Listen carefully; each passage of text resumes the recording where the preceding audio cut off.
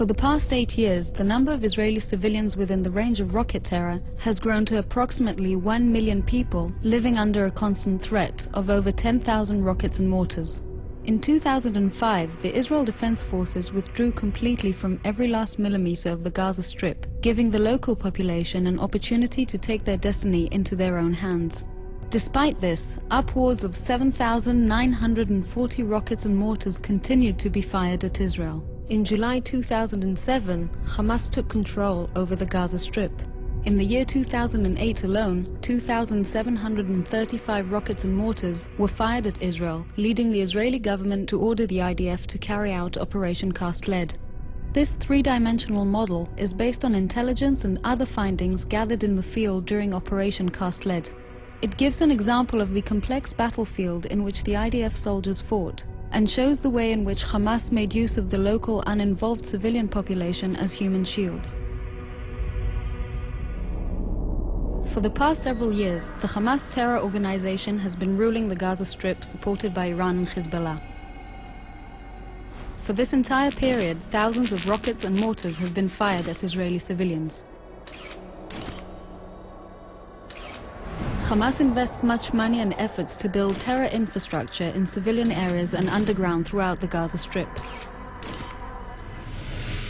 Hamas has developed sophisticated smuggling methods. For several years, Hamas has been digging tunnels under the Sinai-Gaza border in order to smuggle weapons, ammunition, and explosives, all supplied by Iran.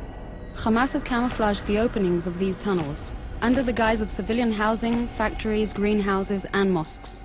Tons of explosive materials, powerful explosive devices, rockets, RPGs, grenades, assault rifles, missiles, and anti-tank rockets have all been smuggled through these tunnels and stored in these civilian homes, mosques, schools, and hospitals. Hamas built its training camps and placed rocket launching sites, explosive devices, and snipers nearby medical centers, schools, and other public buildings to gain immunity while taking advantage of the local population as human shields. Hamas used the large open spaces in mosques in order to store weaponry in opposition to international law, and has in such a way turned these locations into battle zones.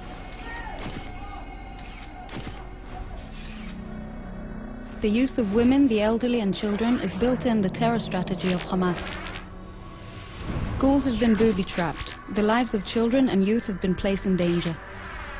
Schools and educational institutes have been turned into rocket and mortar launching sites. In many instances, Hamas deliberately prevented the local population from leaving the areas of battle with the intention of using them as human shields, so as to prevent the IDF from hitting terror infrastructure. When an explosive device is detonated and the house is destroyed, Hamas puts the blame and responsibility on Israel for hitting civilians and property. Tons of explosive materials and underground explosive devices were found hidden in the streets. The explosive barrels targeted armored vehicles such as tanks and personnel carriers. These types of explosives were placed close to buildings, including those with people inside, so that the demolished building would also serve as obstacles for the advancing forces.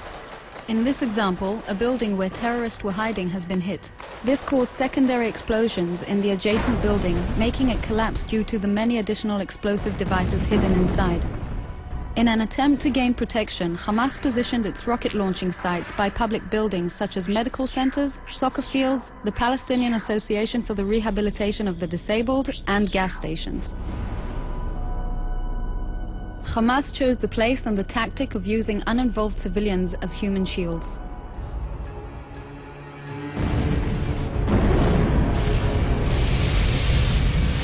This map and other findings are all evidence of how Hamas purposely built its terror and combat network as an inseparable part of its civilian infrastructure.